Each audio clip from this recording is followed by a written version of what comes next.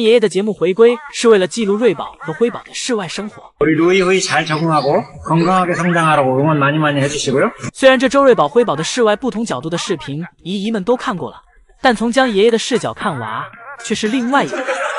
瑞宝辉宝第一次早上一出门，江爷爷早早的就来到园区守着了。姐妹俩的一举一动，江爷爷都看在眼里。姐妹俩不管是谁，只要有一个举动，江爷爷就能给其夸出花来。 아유 언니 너무 잘한다. 역시 언니예요. 是的，爷爷，我要给妹妹做榜样。와 루이는 이제 올라가고 내려오는 완전히 습득했는데. 오. 爷爷，最后那点你记得剪掉。瑞宝爬完，接着轮到辉宝了。辉宝在爬树时，江爷爷一边鼓励一边指点，碎嘴子就一直没停下过。但没想到辉宝还真的听懂了。 옳지, 그렇지. 옆에 나무를 이용해. 그렇지, 그래. 그 나무로. 옳지. 옳지, 잘했어. 그렇게 올라가면 돼. 辉宝第一次成功的爬树，有江爷爷一半的功劳。辉宝下树时也有爷爷的应允。 그렇지, 그렇지. 그래. 그렇지. 어우, 잘했어. 굿, 와. 바로 그거야. 끝까지. 어우, 성공. 自从辉宝体验过爬树的快乐后，便一发不可收拾。在江爷爷的视角里，辉宝和瑞宝一样聪明伶俐。第二天时，姐妹俩一起爬到了小树上。辉宝虽然捣乱，但瑞宝依然成功的爬了上来。爷爷夸赞瑞宝不愧是大姐，气势就是这么强。瑞宝上来，冲着辉宝就来了一巴掌，想给辉宝按下去。第三天早上，江爷爷迫不及待的要再次看到瑞宝、辉宝来室外的样子了。放竹子时都是跑着的，不过为了爱宝考虑，江爷爷先是让爱宝给他自己的小零食吃完后，才给通道门打开。这次瑞宝为了不让妹妹先爬上去，自己出门第一时间就往树上爬。江爷爷讲瑞宝这个样子，像是狮子王在给众生赐。而最近，江爷爷又种植了一些新的蓝天宝，只不过是种在了乐宝的园区。乐宝园区种啥活啥，能给乐宝园区布景的同时，自己还有成就感。江爷爷让大家期待一下，乐宝园区变成树林的样子。第4天，辉宝就开始探索小溪了，这天真烂漫的样子，让江爷爷笑得合不拢嘴。爷爷，灰灰好幸福呀！爷爷讲辉宝此时像是个打湿的棉花团子。爷爷们陪伴瑞宝、辉宝度过了他们人生中第一个秋日。送爷爷以后，再也不用因为姐妹俩下班不回家而苦恼了，更不用再为此担心。截止到今天为止，瑞宝和辉宝已经连续3天自己下班回家了。宋爷爷当看到瑞宝和辉宝第一次下班回家时，激动的是。 이 녀석들 엄마 따라서 처음으로 퇴근했네. 완성. 同时，宋爷爷还不忘感谢爱宝。宋爷爷表示是最近自己的腰不舒服，爱宝感觉出来了，所以帮自己把姐妹俩都带了回来。 송방 허리가 너무 아파서 오늘 아이바오 힘을 빌렸습니다. 잘했어. 고마워 아이바오. 而在今天，就算不是宋爷爷值班，姐妹俩到下班点后也很自然的回了家。当然，这离不开爱宝的努力。 瑞宝和辉宝能够自己回家，爱宝是最大的功臣。爱宝现在给姐妹俩带来的威压，直接能给其下指教。现在饲养员们也有在刻意去锻炼爱宝，带姐妹俩回家。为此，现在每到下班点时，爷爷亦或是姨母会将通道门一直开着，而通道门里面还有一个门，则是位于体重秤前通往房间的门，这个门则是处于关闭状态。而现在每次爱宝回家时， 发现回房间的通道门没有打开，便会再次返回园区查看是什么原因，以及到奶爸门口询问情况。不过聪明的爱宝很快就明白了奶爸的意思。爱宝发现，只有瑞宝和辉宝一起跟自己回去时，奶爸才会开门。于是爱宝就这样被迫接下了带姐妹俩回家的工作。当爱宝喊姐妹俩回家时，辉宝此时依旧想用老办法往树上爬，以为这样妈妈就会和爷爷一样拿自己没办法了。 但爱宝可不会像爷爷一样留手，看出辉宝的小心思来后，爱宝立马去组织辉宝，直接给爬到一半的辉宝从树上拽了下来。这样一来，辉宝也不敢再继续反抗，爱宝连踢带打的给辉宝弄了出去。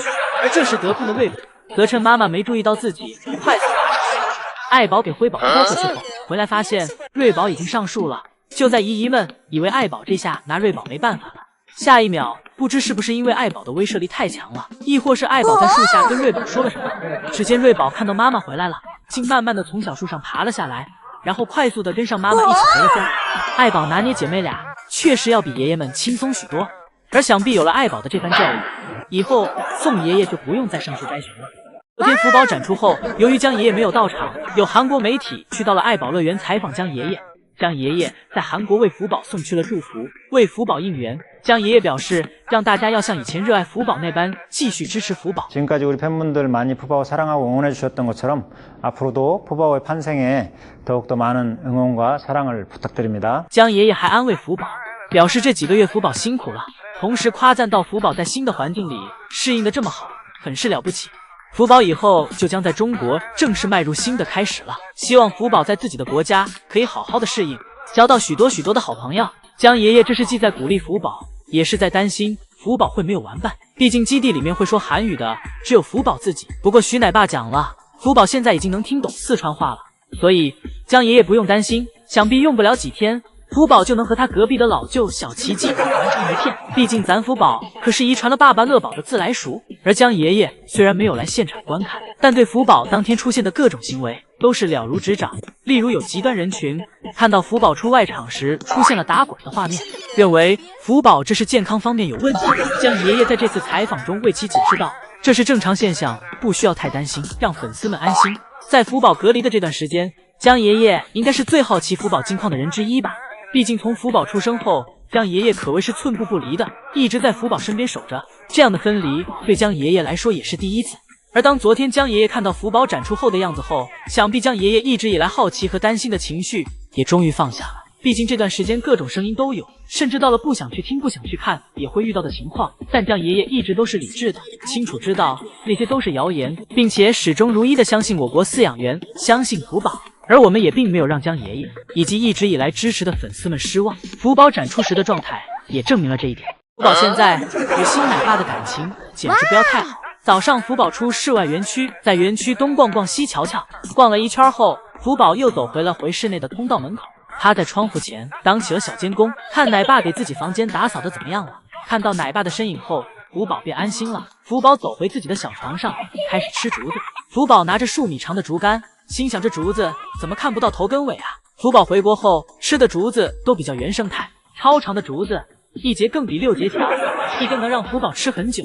福宝简单吃了一点，突然站起身，翘起了屁股，就这样屁股对着衣内铲起了青团。真是福宝的心思，你别猜。铲完青团又继续干饭。福宝从小到大都是这般不拘小节，简单吃了2口后又停下了。原来是奶爸打扫完房间了，福宝打算回去休息。福宝回国后营业不营业全看自己的心情，没有人能猜透福宝的心思。一会儿福宝再次出来时，福宝发现奶爸给自己的蜂笼里面放了一根大竹笋以及一块大胡萝卜。没想到福宝才展出没几天，徐奶爸就开始为福宝制作蜂笼了，而且还细节的延续了福宝的采用竹子制作而成。福宝毫不客气的从小竹球里将竹笋拿出来。福宝发现无法将整根竹笋全部取出，聪明的将其一根掰断，先给竹笋尖尖吃掉。等竹笋尖尖吃完，福宝又精准的找到了刚才掉下去的另外半块竹笋。福宝现在剥竹笋的动作简直不要太丝滑。吃完竹笋后，福宝来到泳池边，在泳池边发现了几天前自己掉落的一根竹子。福宝捡起来就塞嘴里了。许多姨姨看了表示让福宝不要再试这主意了，不然一会儿奶爸又要被挂网上。此时的徐奶爸看了头顶都要冒冷汗了。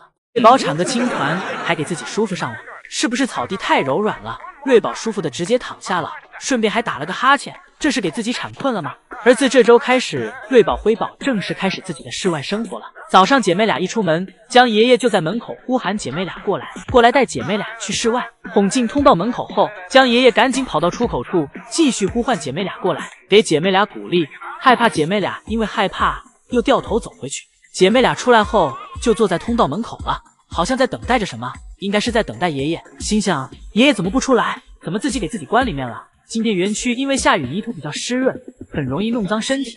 辉宝心想反正都要脏，那就脏个彻底吧。辉宝直接爬进小亭子底下，从小亭子下面钻了过去。但今天瑞宝就不太爱玩，瑞宝爱干净，出门后主要就是在通道门口徘徊，想着爷爷赶紧给自己通道门打开，让自己回去，自己不想弄脏身体。瑞宝相对于喜欢比较干净清爽的空间，瑞宝第一次经历下雨，下雨后园区潮湿感比较重，可能瑞宝不喜欢。瑞宝等了半天，爷爷迟迟不给自己开门，这才走去园区其他地方玩耍。从第一次出园区，瑞宝就对小瀑布感兴趣了。今天也先是来到小瀑布前检查了一番，等姐妹俩回到室内园区时，就只剩下睡觉了。或是因为下雨天温度和湿度对成年大熊猫来说是最舒服的时候。乐宝这里睡得格外惬意，爱宝这里也表现得很明显，在自己的小床上都打起滚来了，而姐妹俩则是睡在独木桥上。宝家生活充满着安逸与舒适。